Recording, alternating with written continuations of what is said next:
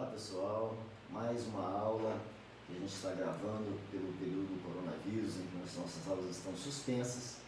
Hoje o tema será controle de constitucionalidade, a ação direta no Supremo para controle de constitucionalidade. Nós já falamos que o controle concentrado de constitucionalidade no Supremo se dá especialmente por 4 ações: a ação direta de inconstitucionalidade, a ação declaratória de constitucionalidade, a ação chamada de ADIM por omissão, né, a ação direta de inconstitucionalidade por omissão, e por último a ADPF, a arguição de descumprimento de preceito fundamental. A aula de hoje fala sobre a ADPF, a ação de arguição de descumprimento de preceito fundamental. A arguição de descumprimento de preceito fundamental faz parte das ações do sistema concentrado de controle de constitucionalidade. Portanto, a ação é proposta diretamente no Supremo Tribunal Federal, como as demais ações. A competência para julgar será do Supremo Tribunal Federal. Você pode dizer, professor, mas qual a diferença entre a DPF e as outras que nós já estudamos? Bom, nós vamos tentar hoje delimitar todas essas diferenças para vocês identificarem com facilidade.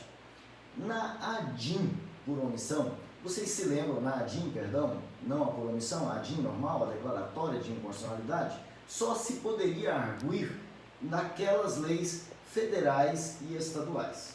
Nas declaratórias de constitucionalidade, apenas as leis federais.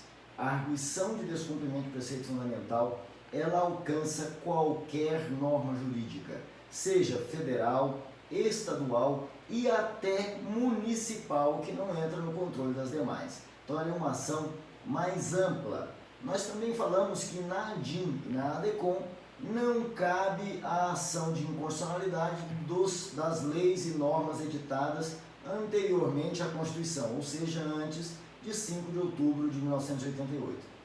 A ADPF, ela alcança todas as normas anteriores à Constituição de 88, se federais e estaduais anteriores a 88, se municipais anteriores a 88 e também as posteriores a 1988.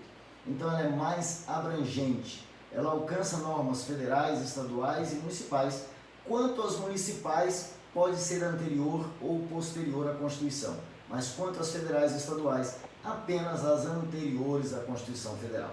Uma outra situação é que a arguição de descumprimento de preceito fundamental tem por objetivo aquelas normas, aquelas leis que violam algum preceito fundamental, algum princípio fundamental. Onde é que estão esses princípios fundamentais na Constituição Federal? Os princípios fundamentais são aqueles que estão inseridos do artigo 1º ao artigo 4º da Constituição Federal, ou seja, a República, a Federação, o Estado Democrático de Direito, o princípio democrático que está no parágrafo 1º do artigo 1º, a divisão dos poderes no artigo 2º, os princípios das relações internacionais no artigo 4º, os objetivos fundamentais do artigo 3º. Esse grupo faz parte das ações passíveis do ADPF.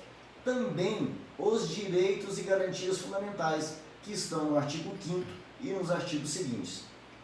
Possivelmente você pode ficar na dúvida em relação aos artigos 6º, 7º e seguintes. Todos eles fazem parte desse conjunto de direitos fundamentais, o artigo 6º, o artigo 7º e até o artigo 17, porque tratam dos direitos de cidadania e soberania popular, portanto, direitos fundamentais previstos na Constituição. Também os chamados princípios constitucionais sensíveis, que estão no artigo 34, parágrafo 7º da Constituição, podem ser objeto da ADPF.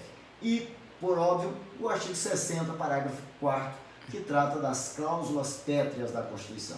Então, todos esses princípios ou direitos fundamentais podem ser objeto de ADPF perante o Supremo Tribunal Federal. Repisando, as leis estaduais e federais anteriores à Constituição de 88, as leis municipais sejam anteriores ou posteriores a 88, desde que violem esses princípios. Uma outra situação é que também na ADPF cabe o pedido liminar de suspensão da norma que está sendo impugnada. Como nas demais, nós já dissemos para vocês que por maioria absoluta pode haver a suspensão da norma perante o Supremo Tribunal Federal. Ok? Mais uma questão dos efeitos. Os efeitos são os mesmos da ADIM e da ADECOM.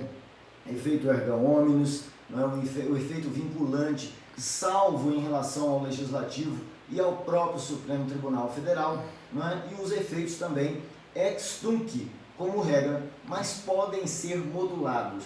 Então a modulação exige aí 2/3 dos ministros do Supremo para fazer a modulação temporal dos efeitos dessa sentença. Uma outra situação é a presença do amicus curiae. Como nas demais ações, cabe na DPF também a consulta a alguém que queira manifestar-se como amigo da Corte, participando desse processo junto ao Supremo Tribunal Federal.